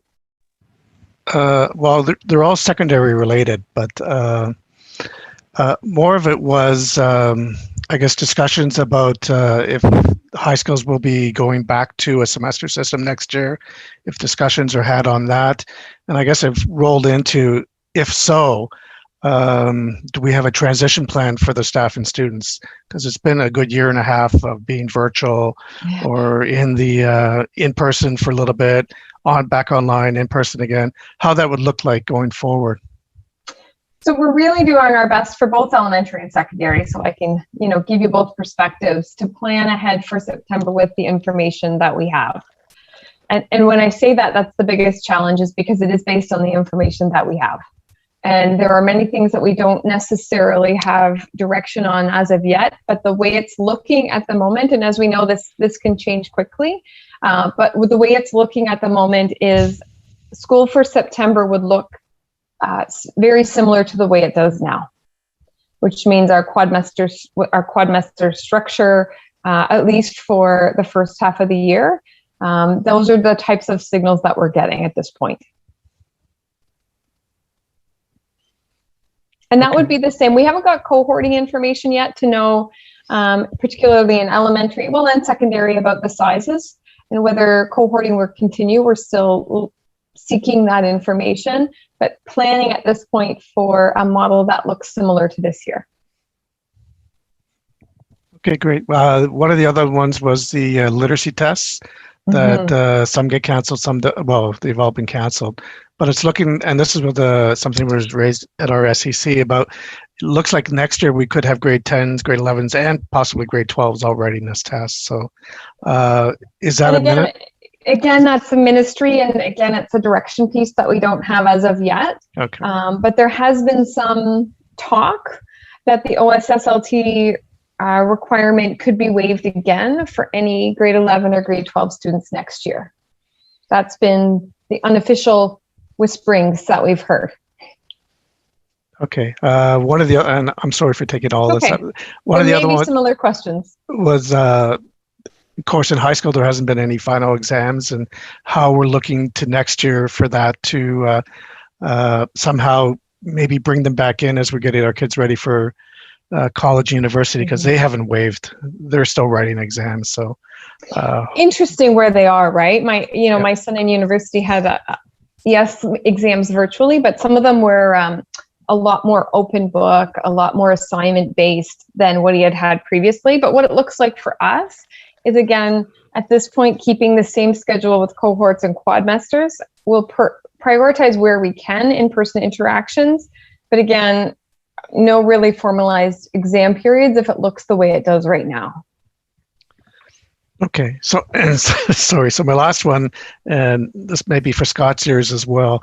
Yeah. About the if we return back to normality or whatever we're back in semesters, whether we would consider keeping secondary school start time at 10 a.m. and till 4 p.m. Because I know at least my high school student loves going into school at 10 as opposed to the 8 o'clock start she had before. So if that's and something, mine too.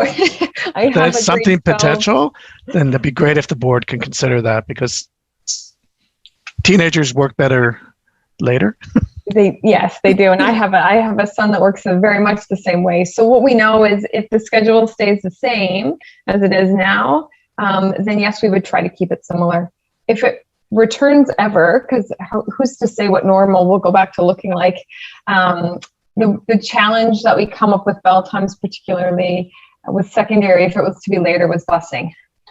So it's always a little bit dependent on the busing. However, it is feedback that we've heard and will consider, but we recognize that busing really does often make that challenging. Well, we got a year or so to think about. That's what I mean, is just, are we starting to think about it now? So, absolutely. Thank you for that, all of that. And thank you for gathering the feedback from your SCC and making sure that their voices are present. That's really important. Are there other questions that have come up or things that you're wondering about? I have a question, just following up what Ted was talking about. So you said in September the cohorts will probably continue. What about students going into sciences, like they need chemistry lab and all this? So because I know this year there wasn't a lot of lab and hands-on. What's the plan for that aspect of learning? Because it's an important element of sciences, how to get their hands on the experiments and stuff, which they didn't have this year. And for next year, I mean, we saw in our presentation how they are able to do some of those experiments and hands-on things where they can in their smaller cohorts. But it is, as of now, for the beginning of the school year, going to most likely look very similar. There are a lot of excellent virtual labs, Sarah is saying, and there is a lot of that happening. We do anticipate the fall looking similar, but hoping that by halfway through the year, we're going to see some shifts as vaccinations are closer to fully implemented, and we may have different safety measures in place. So we have to kind of plan for a startup that may look the same, but there are lots of virtual opportunities, and then hoping that we can expand things moving forward. Sarah, did you want to share any? You had a comment in the chat, so.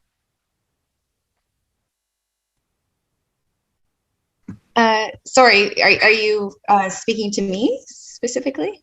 Yeah, I think you had a comment in the chat just about virtual labs. Is there anything you wanted to add to that? I would like to add that any physical lab that takes place in the science classroom can also take place virtually. And in fact, it leads to deeper learning. For example, there's a website called Explore Learning that most science teachers have access to. And there are always follow-up questions, and it gives students more time, which is very important to deepen the learning. Like, for example, in a physical lab, you're given a time limit, but students now have applications and online tools that that they can work with and they can play around with, and it really does improve their skills in a virtual setting. That's good to know.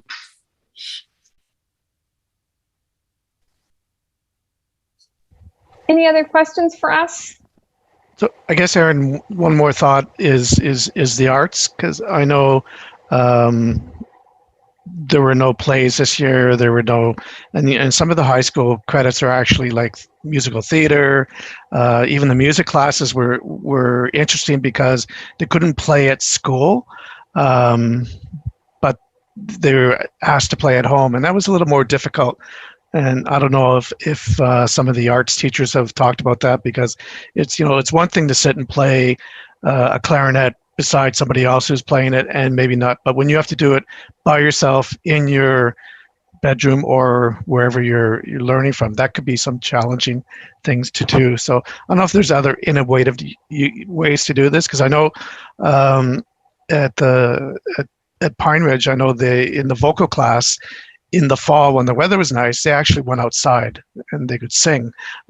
Whereas, as the weather got throughout the year, it was a little more challenging. It's just, I don't know how we, the academics are doing well, but how do we keep the arts going as well? And I won't even talk about phys ed, because I know they're suffering a lot. So the teams. And I would echo a lot of that. The teams for sure. And that's part of our thinking, is that although we know that it may look the same in September, we're hoping that we can have some extracurriculars up and running as the school year goes on. So we certainly want to make sure that we're messaging that it's not, because it looks the same in September, it doesn't mean it's going to look the same all the way through the course of the school year. As an arts major myself, I feel the pain of students who connect through the arts. When we talk about well-being and connection, arts and physical education have a huge part to play in both of those. And so I think it's a void that our kids have definitely felt. And so teachers are finding creative ways, but it's certainly not the same as it was. So hoping that we can gradually begin to build all that back in as restrictions are lifted and changed. But it is amazing to see what educators have done, such as going outside and finding creative ways of engaging students. But I would echo your sentiments. I don't know that I have an answer at this point, but it's certainly something we need to continue to look at. I can tell you, my TV almost falls down every day when the kids do gym. They do find, yeah. Well, and they need that activity, right? And we're also working, particularly in schools, our outdoor ed teams were coming to schools to bring students outside to be learning on the land as well. And that's really important in COVID times, that our kids are still getting that access to land, to being outside, fresh air and activity. And learning can be embedded 100% in that programming. And we're seeing schools really start to explore what can be done outside as well. I cringe every time I see that they have to get a ball. Yeah, my cousin is a teacher in another school board. Too bad we can't get him over here. But he teaches drama. Okay. And I mean, it was a far reach. We were talking one night, and I said to him, why don't you get them to do the 12 Angry Men? I said, because you have so many people in your class. You have your jurors, and he said, you know what? That's a good idea. So he wrote a whole thing for his for the Zoom, and he said it turned out really well. That's the creativity of teachers. I love it. They definitely are, and they find a way somehow, always. It's amazing. Well, we are down to our last 2 minutes, and I want to take the up. Oh, sorry. I had a quick one, and this is regarding the volunteer hours. I know it's not classroom specific, but I'm trying to find what tips are there when it comes to volunteer hours for high school students and such. I've had some few discussions with people, but it seems not to be really formalized of how this is going to take place. Are you looking for opportunities or looking to see if those still have to be achieved? Yeah, how it's being tackled, how kids are being helped to handle those volunteer hours, right? Because they still count, but the opportunities are becoming less and less. So it's what tips exist on how they can gather those volunteer hours. Yeah, we'll find some information and email that to you if that's okay. I don't know that I have the formalized answer right now. So I'd like to gather some other resources from others and send that to you. I know for my son, we've found different ways to volunteer virtually, but I'm sure if I connect with DDSB at home, I can get a better answer for you. Okay. All right. So would it be okay if we probably have your email address? I'll work with Minnow to send you some information. And if anyone else needs that type of information, I'm happy to send along. Yeah, thanks. Don't forget to include caremongers.